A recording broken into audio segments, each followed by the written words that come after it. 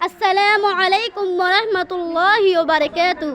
الحمد للہ رب العالمین والصلاة والسلام على سید المرسلین وعلى آلہ واصحابہ اجمعین. اما بعد قال اللہ تعالی فاعوذ باللہ من الشیطان الرجیم بسم اللہ الرحمن الرحیم وما امروا الا ليعبدوا اللہ مخلصین لہ الدین. انداز بیاں اگرچہ بہت شوق نہیں ہے، انداز بیاں اگرچہ بہت شوق نہیں ہے، شاید کہ اتر جائے تیرے دل میں میری بات. صدر محترم، سامعین کرام، میں آپ لوگ کے سامنے جس عنوان کو لے کر حاضر ہوئی ہوں وہ ہے اخلاص کی اہمیت. میری پیاری بہنوں، اسلام میں عبادات کو صرف اور صرف اللہ کے لیے انجام دینے کا حکم دیا گیا ہے.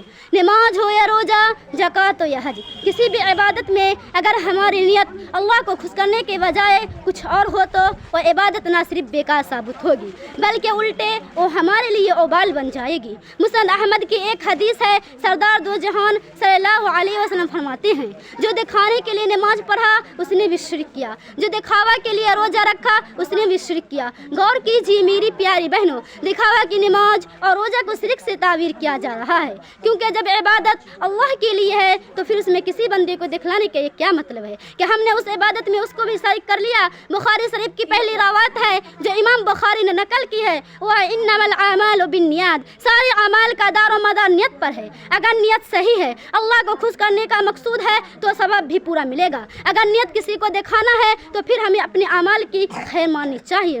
غور کیجیے میری پیاری بہنوں، جس طرح کھانے میں سب کچھ ہو لیکن نمک نہ ہو تو وہ کھانا بالکل بے مزہ معلوم ہوتا ہے. اسی طرح عبادت میں بظاہر کتنا ہی حسن کیوں نہ ہو، اگر اس میں اخلاص ہی نہ ہو تو وہ بیکار ہے. قرآن مجید میں اللہ تعالیٰ فرماتا ہے فوائل للمصلین الذین هم عن صلاتهم ساہون الذین هم اراؤون. ایسی نمازیوں کے لیے ویل ہے، بربادی ہے جو اپنی نماز سے غفلت ہوتی ہے، جو دکھاوا کے لیے نماز پڑھتی ہے. ایک حدیث میں جو صحیح مسلم میں ہے اس میں اللہ کے رسول صلی اللہ علیہ وسلم فرماتے ہیں کہ قیامت کے دن سب سے پہلے جن لوگوں کا فیصلہ کیا جائے گا ان میں ایک وہ شخص ہوگا جو شہید ہوا ہوگا.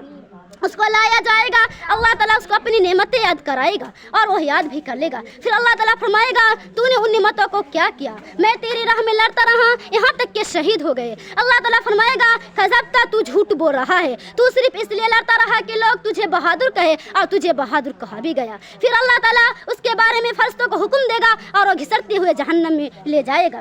پھر ایسے شخص کو لایا جائے گا جس نے علم دین سیکھا اور سکھایا تھا، قرآن کا قاری تھا. اس کو بھی اپنی نعمت یاد دلانے کے بعد اللہ تعالیٰ پوچھے گا تو نے ان نعمتوں کو کیسے استعمال کیا؟ میں نے علم دین سیکھا اور سکھایا، تیرے لیے کون پڑھا؟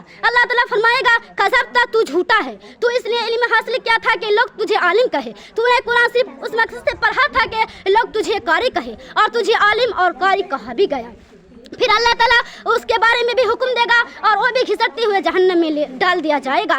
اب آخر میں اللہ رب العالمین سے دعا کرتی ہوں کہ ہم تمام مسلمانوں کو ہر نیک کام اخلاص نیت کے ساتھ کرنے کی توفیق عطا فرمائے، آمین. نہ مال دولت سے نہ گھر آباد کرنے سے، نہ مال دولت سے نہ گھر آباد کرنے سے تسلی دل کو ملتی ہے خدا کو یاد کرنے سے. وآخر دعوانا الحمدللہ رب العالمین. السلام علیکم ورحمۃ اللہ وبرکاتہ.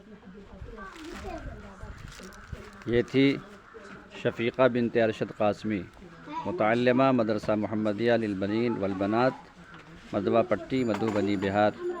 یہ متوسطہ اولیٰ کی طالبہ ہے.